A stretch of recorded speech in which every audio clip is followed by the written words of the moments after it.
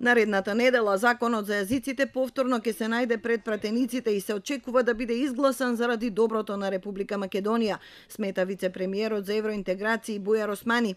Вели дека оваа влада уште на почетокот решила да се справи со 3 големи пречки на евроинтегративниот пат: лошите односи со Бугарија, спорот со името и употребата на албанскиот јазик.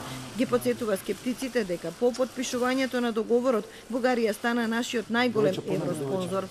Јас сум убеден дека ако ја покажеме истата посветеност и храброст и да го донесеме законот, а ќе го донесеме во наредните денови, исто така меѓуетничките односи ќе ни бидат најголемата поддршка, најголемата потисна сила за државата да влезе во евроатлантските структури и потоа останува последното прашањето на името.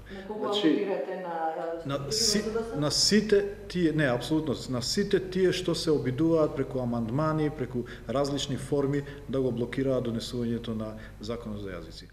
Овој закон 2 пати беше гласен со мнозинство од 69 пратеници, потсетува Османи и отфрла било какви идеи за менување на текстот на законот.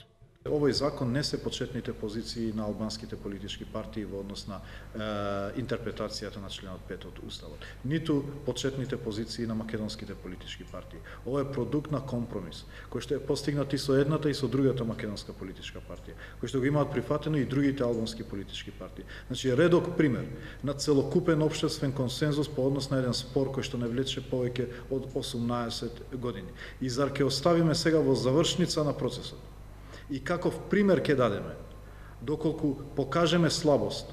Вице-премиерот не верува дека донесувањето на законот може негативно да се одрази врз разговорите со опозицијата околу реформските закони.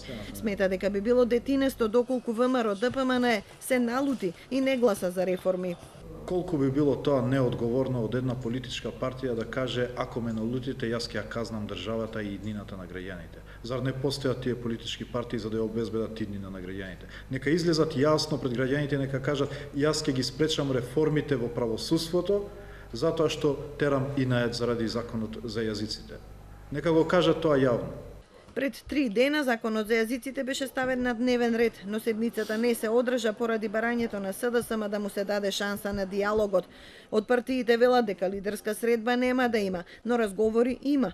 Спикерот Талат Џафери им даде рок од една недела да се договорат, пошто седницата ќе биде закажана, а тој ќе постапи како што вели во согласно со Уставот и со деловникот.